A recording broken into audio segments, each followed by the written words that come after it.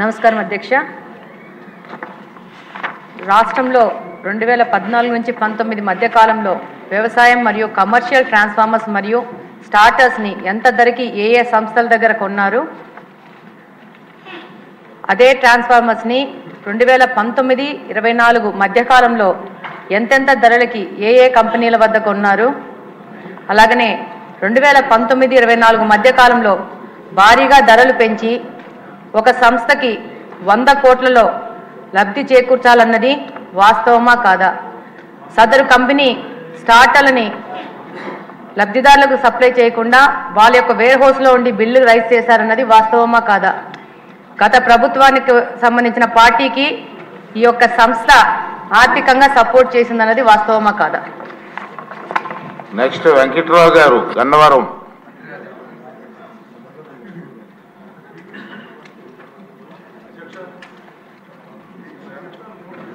నేను 7th class ఇప్పుడు మా ఫాదర్ కజిన్ మా పెద్దనాన్న విజయవాడ ఈస్ట్ నుంచి తెలుగుదేశం పార్టీ పోటీ చేసిన పరిస్థితి.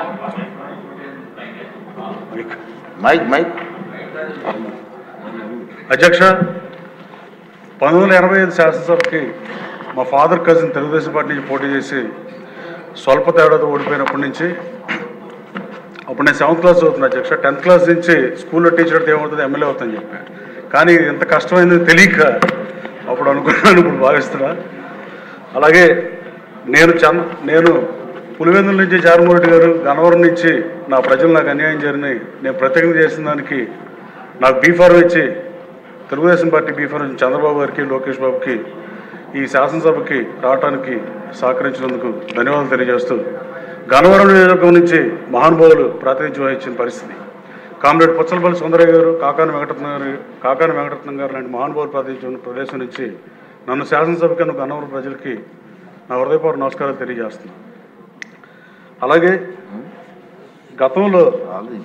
గత ప్రభుత్వంలో ఈ అమరావతిని మారుద్దాం అనుకున్నప్పుడు కృష్ణా గుంటూరు జిల్లాలో ఇన్ఛార్జ్ ఎమ్మెల్యేలు మీటింగ్ పెట్టిన పరిస్థితి. ఈరోజు శాసనసభ్యుడు మన మైలవరం ఎమ్మెల్యే కృష్ణప్రసాద్ గారు కానీ, నేను కానీ, మరో శాసనసభ్యుడు అన్నాడు, ఇప్పుడు కూడా వైసీపీ ఉన్నాడు, అతని పేరు చేయటం బాగోదు కాబట్టి మేము ముగ్గురం తీవ్రంగా వ్యతిరేకించాం. కానీ ఆ రోజు గొంతు నొక్కేసిన పరిస్థితి. అలాగే 1955 సంవత్సరం నుంచి అత్యంత తక్కువ అభివృద్ధి చేసిన ప్రభుత్వం ఏదంటే అది గత ప్రభుత్వమే. అలాగే భాషా ప్రయుక్త రాష్ట్రం ఏర్పడిన తర్వాత తెలుగు భాష మీద కూడా దాడి చేసిన ప్రభుత్వం అది. వీటన్నింటికి తోడ్పాటు అమరావతిని మార్చేద్దామని చూసిన పరిస్థితి. మీరు అమరావతిని చరిత్ర పరికిస్తే అమరావతి ఇక్కడి నుంచి కదలకుండా, ఇంచు కూడా కదలకుండా ఉండే కారణం అమరావతి ప్రాశస్త్యం అంటే ఏమాత్రం అనుమానం లేదు. అలాగే పంచారామాల్లో మొదలైన శైవక్షేత్రం ఇక్కడ ఉంది అమరావతిలోనే. అలాగే గౌతమ బుద్ధుడు నడయాడిన నేలది. అలాగే వర్ధమానుడు సంచరించిన ప్రాంతం, మత సమ్మేళనానికి కేంద్రం. ఇలా అమరావతి చరిత్రని పరికిస్తే అభివర్ణించడానికి కూడా అంతర సాధ్యం ఉన్న ప్రాముఖ్యత ఉన్న నగరం ఇది. దీంట్లో రాజా వాసిరెడ్డి వెంకటాద్రి నాయుడు చిట్ట చివరిగా రాజుగా పరిపాలించిన కూడా ఇదే రాజధాని. దీంట్లో హెరిటేజ్ సిటీలు 12 గుర్తించే కేంద్ర ప్రభుత్వం ఆ రోజు అమరావతి కూడా ఉంది.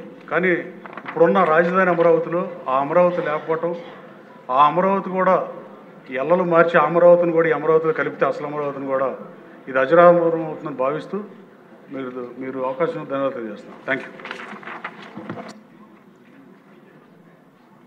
మాధవి గారు, నెల్లిమర్ల. అధ్యక్ష, ముందుగా నాకు ఈ అవకాశం ఇచ్చిన మా అధ్యక్షులు పవన్ కళ్యాణ్ గారికి, అలాగే ఒక బాధ్యతగా తీసుకొని నెల్లిమర్ల నియోజకవర్గాన్ని అభివృద్ధి పదంలో తీసుకెళ్తానని అవకాశం ఇచ్చిన నెల్లిమర్ల ప్రజలందరికీ కూడా ధన్యవాదాలు తెలియజేస్తున్నాను. మా నియోజకవర్గంలో ఒక ఇంటర్నేషనల్ స్టాండర్డ్స్తో మన స్టేట్ గవర్నమెంట్ చంద్రబాబు నాయుడు గారు ముఖ్యంగా తీసుకొని ఒక ఎయిర్పోర్ట్, గ్రీన్ఫీల్డ్ ఎయిర్పోర్ట్ వస్తున్నది అధ్యక్ష. కానీ మా దురదృష్టం ఏంటంటే అంత ఎయిర్పోర్టు వస్తున్న నియోజకవర్గంలో కనీసం ఎక్కడా కూడా వీధి కాలువలు లేవు. వాడుకున్న నీరు సరిగ్గా బయటికి వెళ్ళడానికి కాలువలు లేక ప్రజలు చాలా ఇబ్బంది పడుతున్నారు అధ్యక్ష.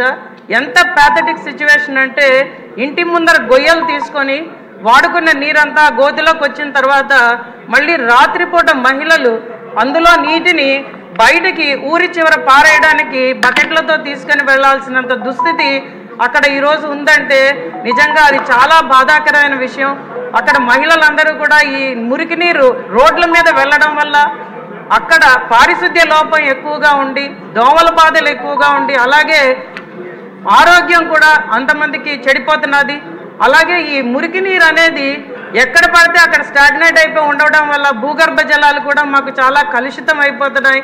వాటర్ సమస్య అధికంగా ఉన్న మా నియోజకవర్గంలో ఇది పుండి మీద కారంలా తయారవుతున్నది. కాబట్టి ఈసారి అధిక సంఖ్యలో నిధులు మా నియోజకవర్గానికి ఈ మురికి కాలువల నిర్మాణానికి గౌరవ మంత్రివర్యులు ఎలాకేట్ చేస్తారని రూరల్ డెవలప్మెంట్లో భాగంగా విజ్ఞప్తి చేయడం జరుగుతున్నది. అధ్యక్ష,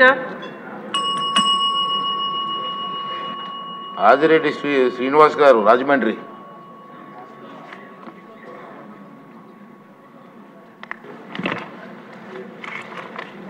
పదహారవ శాసనసభలో మిమ్మల్ని అధ్యక్షాన్ని పిలిచే అవకాశం కల్పించిన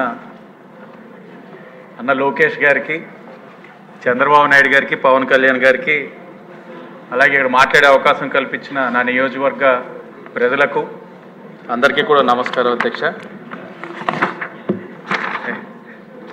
అధ్యక్ష, ఈ రోజున ఇల్లు అనేది ప్రతి సామాన్యుడు ఒక కళ.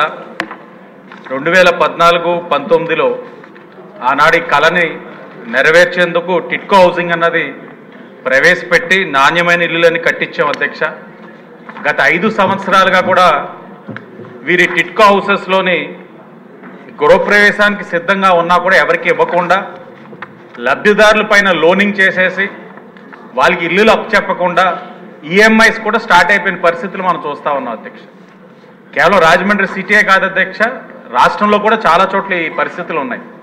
ఇప్పుడు లబ్ధిదారులు అందరూ ఇల్లులు ఇవ్వలేదు, ఈఎంఐస్ వచ్చేసినాయి, బ్యాంకర్స్ ఇబ్బంది పెడతా ఉన్నారు, జప్తు చేసుకుంటానని చాలా ఇబ్బందికర పరిస్థితులు ఉన్నాయి. అధ్యక్ష, దానిపైన మనం దృష్టి సారించాల్సిన అవసరం ఉంది. వారు అద్దెంటిలో ఉంటూ అక్కడ అద్దె కట్టుకుంటూ ఇక్కడ ఈఎంఐ కట్టే పరిస్థితులు వచ్చినాయంటే గత వైఎస్ఆర్ కాంగ్రెస్ పార్టీ వారి యొక్క తప్పిదాల వల్ల ఇవన్నీ వచ్చినాయి. అధ్యక్ష, తప్పకుండా దీనిపైన దృష్టి సారించాల్సిన అవసరం ఉంది. అలాగే రాజమండ్రి సిటీలోని ఆవ స్కామ్ మీ అందరికీ తెలిసిందే. అధ్యక్ష, అప్పుడు తెలుగుదేశం పార్టీలో కమిటీ వేసినప్పుడు మీరు కూడా వచ్చారు, మీరు కూడా మాట్లాడారు, మీ పైన పరువు నష్ట దావా కూడా వేశారు. అది ఎంత పెద్ద స్కామో మనమే చూసాం అధ్యక్ష మన కళ్ళతో. తాటి చెట్టు లోతున్న ప్రాంతంలోని హౌసింగ్ స్కీమ్ ఎలా ఇచ్చారన్నది ఇప్పటికీ మాకైతే అర్థం కావట్లా. 10,000 హౌసింగ్ ఇచ్చేశారు అక్కడ. అంటే చిన్న గోదావరిగా పిలువబడే ప్రాంతంలోని కేవలం కిక్ బ్యాక్స్ కోసం, వారి యొక్క సొంత ప్రయోజనాల కోసం ఆ ఇల్లులు ఇవ్వడం జరిగింది. అదే కాదు అధ్యక్ష, ఎలక్షన్ కోడ్ రాత్రి 12ంటికి వస్తుందంటే ముందు రోజు 20,000 పట్టాలు ఇవ్వడం జరిగింది అధ్యక్ష.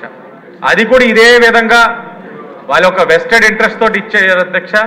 దానిపైన తప్పకుండా కమిటీ వేసి వారి యొక్క ఏ ఆలోచనతో అయితే ఆ స్కామ్ జరిగిందో అన్ని కూడా బయటికి రావాల్సిన అవసరం ఉంది. ఇదంతా కూడా ప్రజాధనం, దాని మీద కూడా దృష్టి సారించాలని మిమ్మల్ని కోరుతా ఉన్నాను అధ్యక్ష. బొండా ఉమా గారు.